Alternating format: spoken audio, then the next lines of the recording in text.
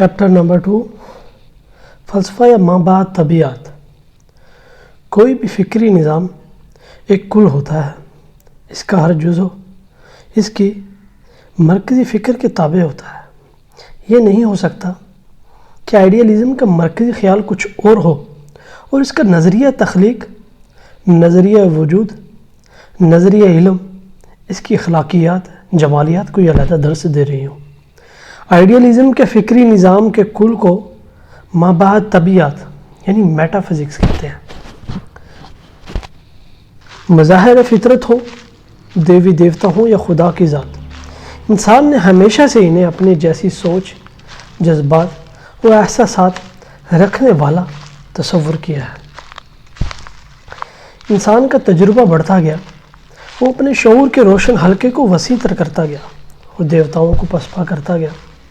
اب انسان نے ارد گرد کی مادی چیزوں کو اور کائنات کو مذہبی پیشوا کی فراہم کی ہوئی آسمانی معلومات کی اینک لگا کر دیکھنے کی بجائے زمینی معلومات کے ذریعے سے اسے جانچنا شروع کیا۔ اس کا مشاہدہ بتاتا تھا کہ پانی ہمیشہ ڈھلوان کی طرف بہتا ہے۔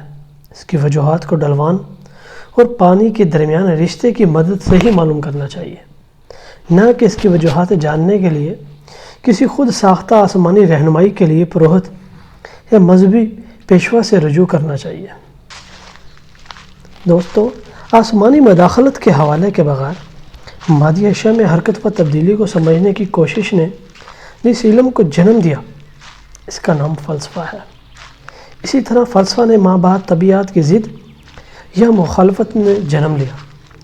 اشفاق سلیم مرزا کہتے ہیں کہ دنیا میں فلسفے کا آغاز اس وقت ہوا جب انسان نے دیو مالائی رشتوں سے کٹ کر اپنا رشتہ زمینی اور کائناتی ربط کے ساتھ جوڑا، اور یہ بات 6 صدی قبل مسیح میں ایشیائی کوچک کے یونانی شہر میلٹس میں پیدا ہونے والے مفکر تھیلس سے منسوب کی جاتی ہے۔ فلسفے کا آغاز مابعد طبیعت کی مخالفت سے ہوا۔ مابعد طبیعت کا تعلق ماورائیت سے اور عالم غیب سے، اور فلسفے کا تعلق دھرتی سے، مادی کائنات سے رہا۔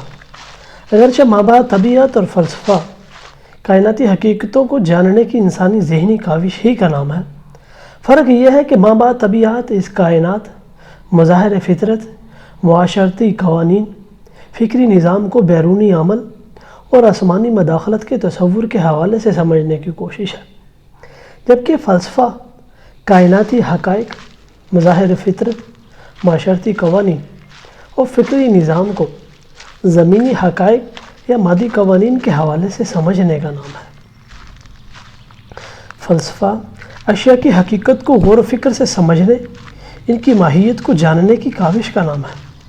فلسفی جو خیالات پیش کرتا ہے وہ اس نے اپنے ارد گرد سے لیے ہوتے ہیں، واقعات کو اکٹھا کرتا ہے، انہیں کی ترتیب میں رکھ کر ایک جیسے عوامل اکٹھے کرتا ہے۔ ایک جیسے عوامل اور وجوہات نے اگر ایک جیسے نتائج پیدا کیے ہوں تو انہیں قانون، ضابطہ اور اصول کی شکل دیتا ہے۔